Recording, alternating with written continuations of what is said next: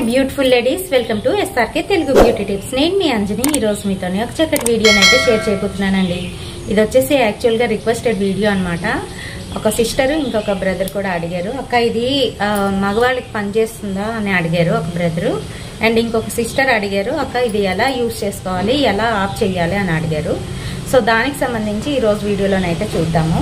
ఇదివరకట్లో నేను సెలీషియా కేటీ గురించి పూర్తి వివరాలు అయితే ఇవ్వడం జరిగింది.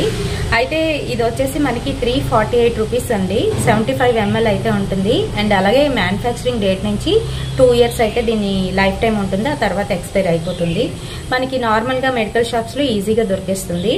డాక్టర్ ప్రిస్క్రైబ్ చేస్తేనే వాడాలి అని చెప్పేసి దీని మీద ఉంటుంది, కానీ ఎవరైనా వాడుకోవచ్చు. చిన్నపిల్లలు అంటే 10 years లోపు వాళ్ళు ఎవరైతే ఉన్నారో అటువంటి వాళ్ళు యూజ్ చేయకండి. పెద్దవాళ్ళు కొంత టీనేజ్ ఉన్న వాళ్ళు యూజ్ చెయ్యండి. మీరు చాలా బాగా పనిచేస్తుంది.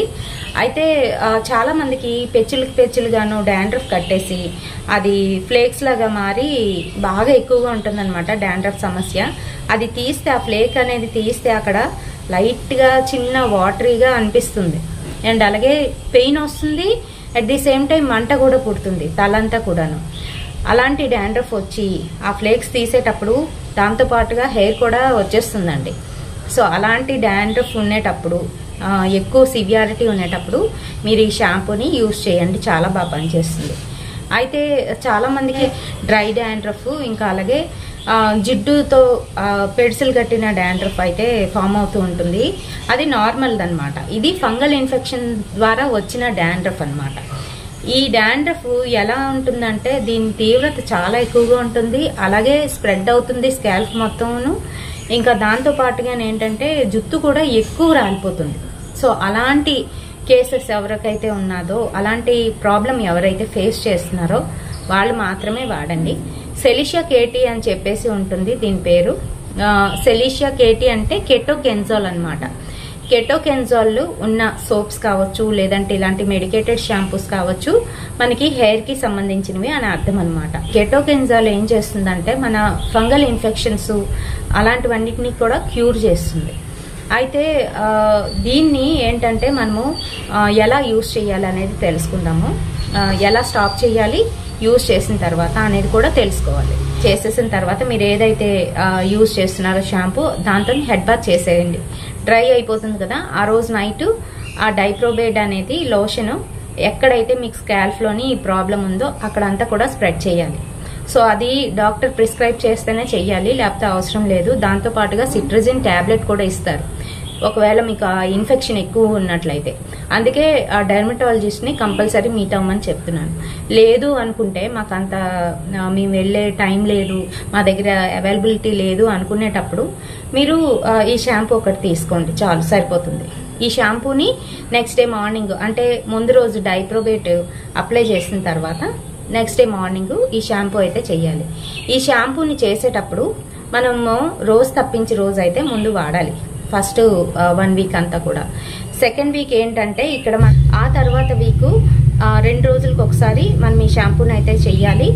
ఆ తర్వాత నుంచి 3 రోజులు 4 రోజుల తర్వాత ఒకసారి షాంపూ అయితే చేయాలి.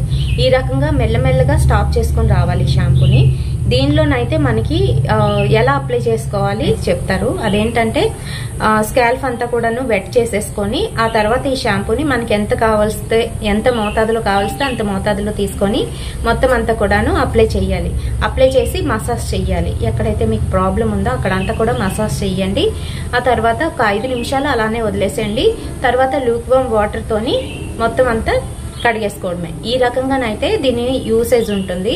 అండ్ నేను చెప్పాను కదా ఎలా ఆపాలో అనేది, మెల్లమెల్లగా ఆపాలి. ఒకసారి ఇది ఆపేసి మళ్ళీ మీరు నార్మల్ షాంపూకి వచ్చేసారంటే ప్రాబ్లం అనేది మళ్ళీ వచ్చేస్తుంది అనమాట.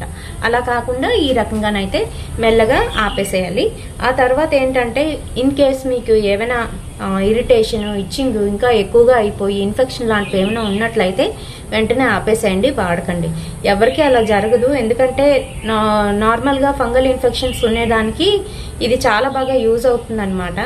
ఒకవేళ ఎవరికైనా 100లో 1% ఇలా అవుతుంది అని చెప్పేసి ఇక్కడైతే వార్నింగ్ అయితే ఇవ్వడం జరిగింది. దాంతో పాటుగా ఇక్కడ కాంపోజిషన్ కూడా ఇచ్చారు, అది కూడా చూసుకోండి మీకు ఇంకేమైనా డౌట్స్ ఉన్నట్లయితే. నా ఉద్దేశ ప్రకారం ఏంటంటే తక్కువగా ఉన్న గ్రావిటీ తక్కువగా ఉన్నప్పుడు మీరు ఇదైతే యూజ్ చేయండి. ఇంకా ఎక్కువగా ఉంది, సివియర్గా ఉంది, బాగాలేదు, హెయిర్ అంతా కూడా లాస్ అయిపోతుంది ఎక్కువగాను అనేటప్పుడు ఒకసారి డాక్టర్ని అయితే కన్సల్ట్ చేయండి. సో ఇదండి దీని విశేషాలు. మరి ఇందులోనే నేను క్లియర్ కట్గా మీకు దీని గురించి పూర్తిగా చెప్పానని అనుకుంటున్నాను. వీడియో నచ్చినట్లయితే తప్పకుండా ఒక లైక్ అయితే వేయండి. ఇంకా ఏమైనా క్వరీస్ ఉన్నట్లయితే నాకు కామెంట్ సెక్షన్లోని కామెంట్ చేయండి, నేను తప్పకుండా రిప్లై అయితే ఇస్తాను. రేపటి సరికొత్త వీడియోతోని మళ్ళీ మీ ముందుకు వచ్చేస్తాను. Until then by.